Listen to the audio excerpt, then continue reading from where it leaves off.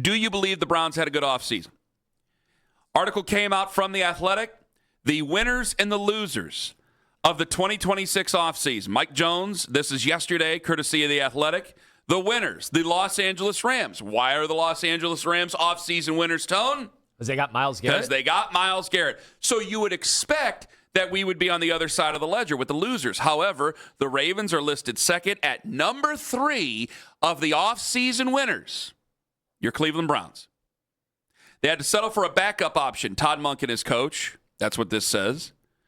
And they remain handcuffed to quarterback Deshaun Watson and his awful contract. But the Browns did get a lot done this offseason, and those efforts give the franchise a chance to take a step forward over the next couple of offseasons. The Browns hated to trade Garrett, one of the best and most beloved players in franchise history, but they did receive salary cap relief, a talented pass rusher in Jared Verse, and additional building blocks in the form of draft picks. The move, coupled with a much-needed offensive line overhaul and a promising draft, should land the Browns in a better place. Should land the Browns in a better place here. It continues. It remains to be seen whether Monken can help revive Watson's career or position Shedeur Sanders for growth if Watson falls short or gets hurt again. But veteran offensive lineman Titus Howard, Elton Jenkins, and Zion Johnson, rookie wide receivers Casey Concepcion and Denzel Boston, and safety Emmanuel McNeil Warren, along with Verse, give the Browns a strong core of new contributors to build around.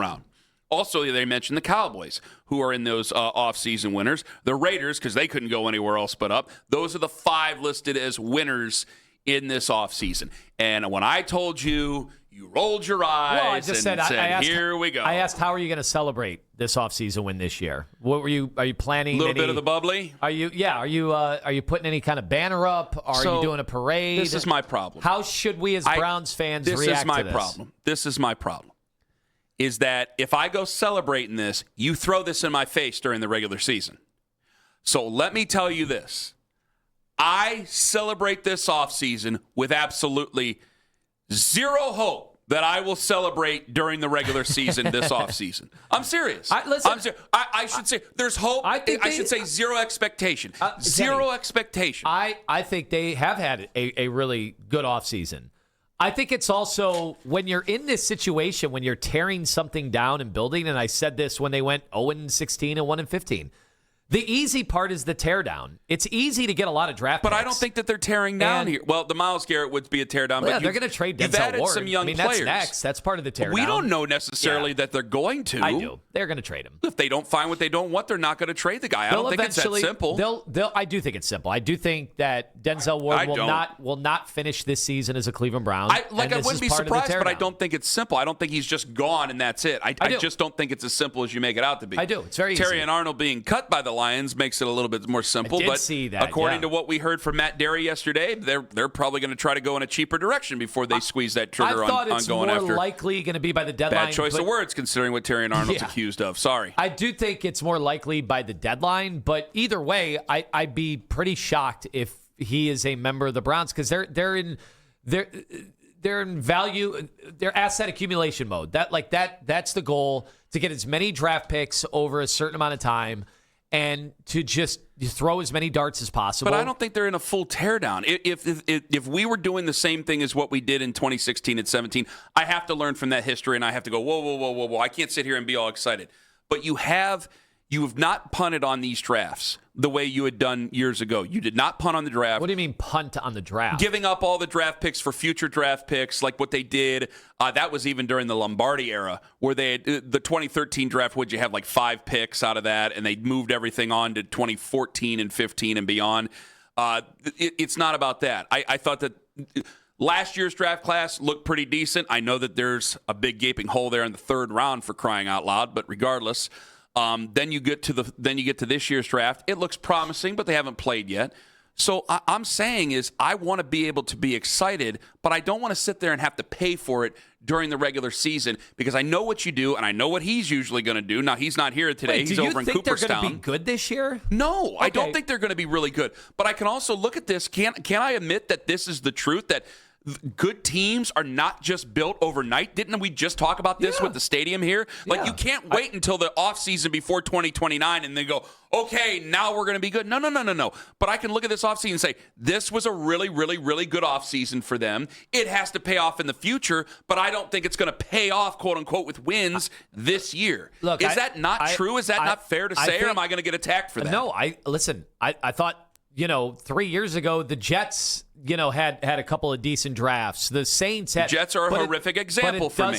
It doesn't mean that they're going to turn it around. Obviously, a lot of it, feels like 90% of it is predicated on the quarterback that you end up getting, because you can draft a ton of players, but you also have to do it at the right positions too, right? Like, it's great that they got Carson Schlesinger, but linebackers don't win you games in the NFL. Like, it's pass rush, and they do have a young, talented pass rusher that they brought in. My dad's listening. He agrees with you. He thinks I'm full of it. Well, Go ahead. But listen, they have made the moves. Like, to me, it was prudent to trade Myles Garrett. I'm not dinging them on trading Myles Garrett.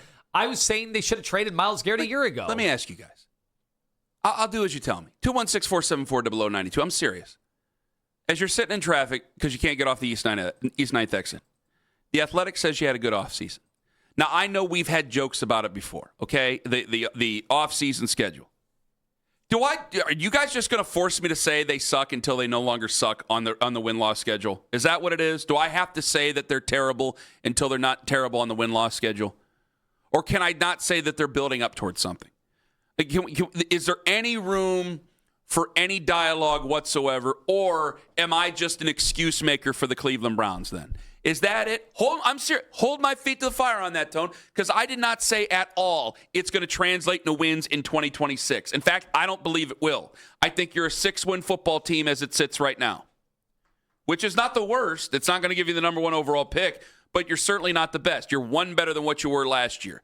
If I'm saying that they're a 6-win football team, I can still look at it and go, this was a good offseason. This offseason, if they make the right choice, if either one of these two quarterbacks play well or they make the right choice next year, it should pan out for the future. It should. Now, best laid plans, but it should do that. I don't know why I can't say it was a good offseason and still go, yeah, you're going to win 6 games, but you had a good offseason. Didn't the Dallas Cowboys have a good offseason before they went 1-15? Yes, Thank you. Yeah. Thank you. Yeah. It's just funny the way it was framed in the article that you read. They're like, well, they got the backup. They got the backup head coach. They don't have a quarterback. They got rid of Myles Garrett. Hey, they won the offseason. Like, it's an interesting framing. It says that should position them for the future, and it does mention a couple of the people that are young that they like. What are the most important things you can have on a football team? Quarterback, coach, pass rusher. And it said all those things they downgraded. Okay, the great offseason. There is no shortage of doubters for the season.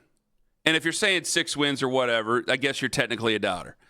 Do I have to sit there and say they're bad until they're no longer bad with their wins and losses? Or is there any room for nuance and say, hey, I don't know if they're going to win a lot of games this year, but this should be something that builds towards 2027 and beyond? I don't know why that's such a controversial thing, and I don't know why I'm going to get my head bit off here by a lot of naysayers who are I'm certainly sure going to flood my mentions and hopefully tell me wrong and tell me different on the phones, because I want some people to be with me on this. Or then fine, we'll just sit there and I'll just do sad bastard radio for the entire rest of the season then. I'm not trying to talk to anybody. I'm just trying to tell you exactly how this works. You can't just get into a dead sprint and be a Super Bowl contending football team. You guys know better than anybody. It takes building blocks. And yet the Patriots went to the Super Bowl last year, a year after they were garbage. But a year after they were garbage because they had a good quarterback. So, yeah, we'll probably, hopefully, if we get a good quarterback. Need one of those. And if we get a good quarterback in 2027, even if we don't have a good quarterback this year, fine. Maybe by 2028 we'll be cooking. But there were a lot of building blocks that they had to go through and a lot of pains that they had to go through to redo or undo some of the things that Bill Belichick did wrong, and then undo some of the things that Gerard Mayo did wrong. Sometimes you do have to fix some problems. We're also having a spirited discussion about this Athletic article. So an article that was written by a man named Mike Jones. He wrote the winners and the losers of the NFL offseason in 2026. The Browns were number 3 on his list of the 5 winners who won the offseason. 4 S's and G's, by the way. The Ravens were also mentioned as a winner. I don't believe any other AFC North franchise was was mentioned in this article. The Rams were obviously number 1. The Ravens were number 2. The Browns were number 3. For the reasons of building blocks. And I had simply mentioned to you, do I have – because I get accused of this all the time. Can you get really excited and then things go to hell, and then I have to sit there and answer to it, and I have to put my head in my hands and put my tail between my legs and be embarrassed about what I've predicted for the season. I've stuck to 6 wins. I was at 7 before the Myles Garrett trade. You won the game against Pittsburgh basically just because he was on the field this last year, so I took a win away. They can't be very much worse on their offensive line. I know I say that, and they'll go watch me. They can't be very much worse on their offensive line. Their defense takes a hit. It should still be pretty solid. Should be pretty solid. Your wide receivers could not have been worse last year. So you've addressed that, but they are rookies. 6 wins. And I do think that those wide receivers will open things up because now you cannot just stack the box. Like Coach Lance brought this up to us. I asked him off air, and then he brought it up on the air, thank God, about the Quinshon Judkins. Why is Quinshon Judkins not running the way Dylan Sampson did before Quinshon Judkins' injury? And Coach Lance was very serious. You have nobody else other than Harold Fannin that they take seriously in your offense. So it's easy to stack the box with number 10s out there. They know what they're going to do with number 10, so they're going to be gunning for him. Dylan Sampson, it changes things because he's not the running back that Quinshon Judkins is. So you have these wide receivers. It should be better. Still, I say 6 wins. But I can say 6 wins, and can we or can we not look at what was written here? I read the snippet to everybody. Can we not read what's written here and go, this, as it sits right now, was a good offseason? I don't understand. So I have to sit there and say everything sucks until it no longer sucks? Because to me, I didn't say their offseason sucked. There are people who agree with me, but there are people going, here you are doing your excuse making for the Browns again. My God, you've been doing it for 15 years. When the hell are you going to stop? I didn't – I mean, we were having the conversation. We're looking at each other. I didn't say the offseason sucked. What I challenge is, what are we supposed to do with that information? Are we supposed to celebrate? Are we supposed to do – because I think it's a hope for better things ahead. And we always hope. We're good at hoping. Like, that's the easy part. And like I said, I just don't know how much credit you get for doing what they did, which was waiting until the offensive line totally combusted and then to address it. Like, this was not the way that most smart teams would address offensive line. Waiting for it to bottom out, then going after guys that other teams didn't want. I don't think that's what they did. Other offensive linemen that got injured. I don't think that's what they did. I don't know that that's still, like, they've addressed their offensive line. Did they fix it? Tone, I don't think that's what they did. And then I'm supposed to celebrate No, it? I'm not celebrating this. This is where I have to concede something to you here, is that I look at what they've done with the offensive line. I have to be critical of Andrew Berry there. Jed Wills is supposed to be your starting left tackle. He's not your starting left tackle. You had DeJuan Jones sub in for him as a starting left tackle, but DeJuan Jones got hurt. So now we don't really know about DeJuan Jones' future, and DeJuan Jones is a 4th-round guy.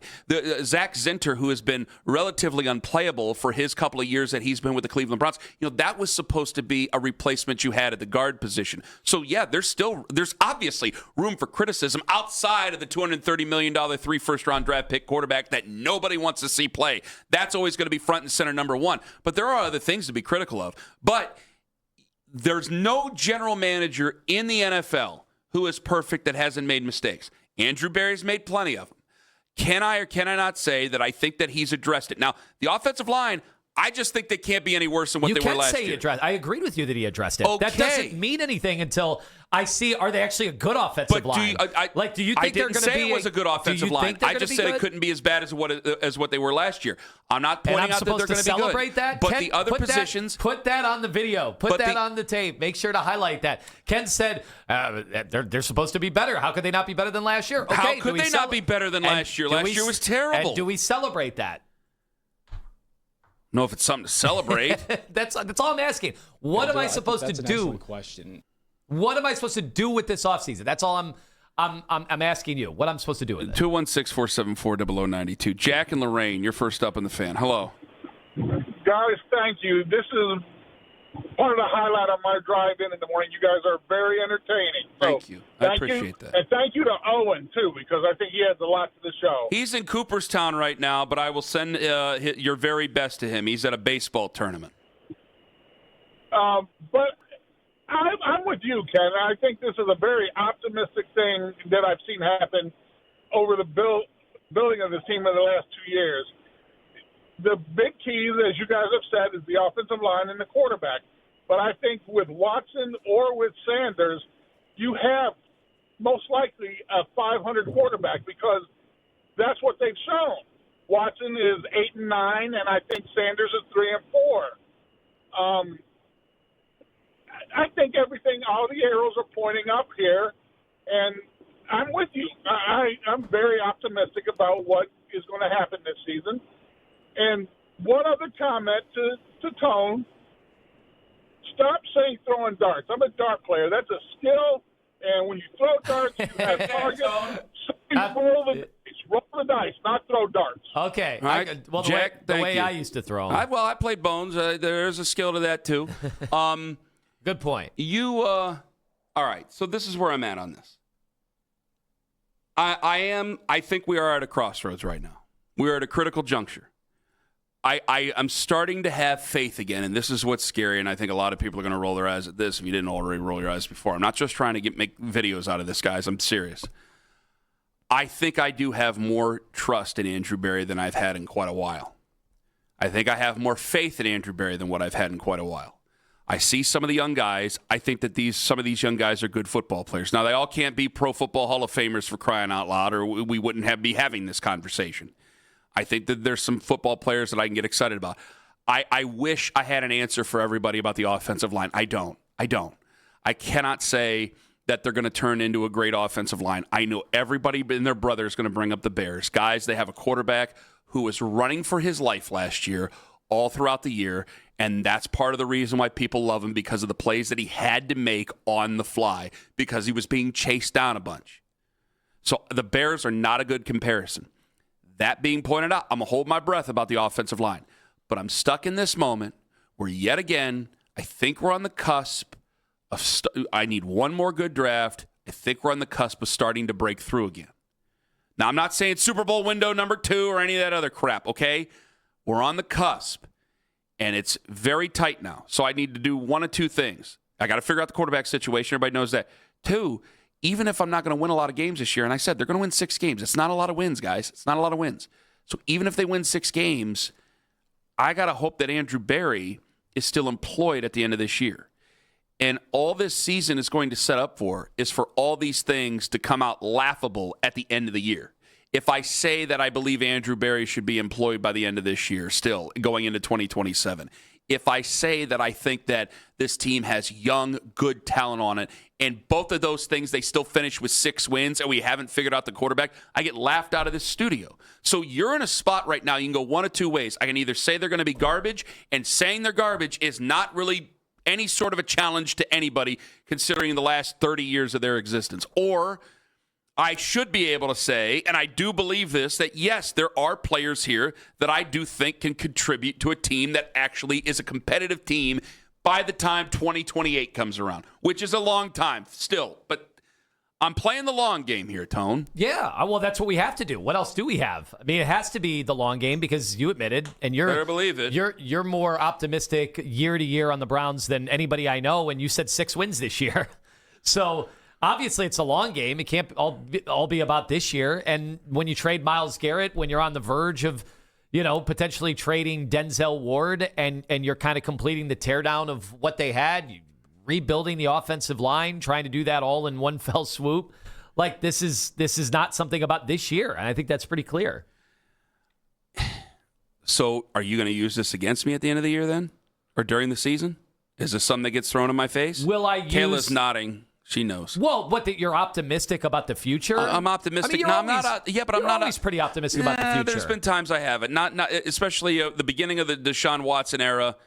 I had a bad feeling about that. Ended up being right. Had a bad feeling about that. The only time they were ever good is when he wasn't playing quarterback. Now we're just trying to get out of this. Yeah. I mean, if they go 3-14 and fire Monken after 1 year, we're gonna have to reevaluate this, right? Yeah. Because I mean, this could be if any of these draft picks that you have, like if Spencer Fano goes out there and he's just lost, like, yeah, we're going to have to reevaluate this. Like, he's your first-round pick. That'd be another first-round pick problem. If Emmanuel McNeil-Warren doesn't know how to play defense all of a sudden. But these are things I just don't think are going to happen. I think Spencer Fano is going to do a solid job. There's plenty of people around the league who say maybe he's destined to be your right tackle in a few years, kind of like Will Campbell, which I know that's a 4-letter name to a lot of people out there. but maybe like Will Campbell, where you find your left tackle of the future somewhere else. But because of his flexibility, that Spencer Fano will do a fine job over there at left tackle for this year, maybe next year and the year after before you start to move around the offensive line fine. I'm open-minded to that. There's a lot that they have to prove this year, and a lot of that is going to still have to do without winning. Because the goal of this entire season, either you win with the quarterbacks that you have and maybe you found somebody young. It's not likely, right? Your goal of this, if you believe there's no quarterback play here, if you're one of the people who are Browns fans, you just say these quarterbacks are not good, their future is not here. If you're one of those folks, the entire goal of this year is to be able to look back on this season and be able to put the losing on this season on the quarterback position. That is what your goal. If you don't believe in the quarterback room, that is what your goal should be. Because then it just crystallizes everything. Because what would be terrible for everybody is if, okay, say Shedeur does play and he plays well. It makes things great. But then again, you've wasted all these draft picks if we find out that other guys are turning into pumpkins. Like, we have to recognize this is a serious crossroads for this franchise.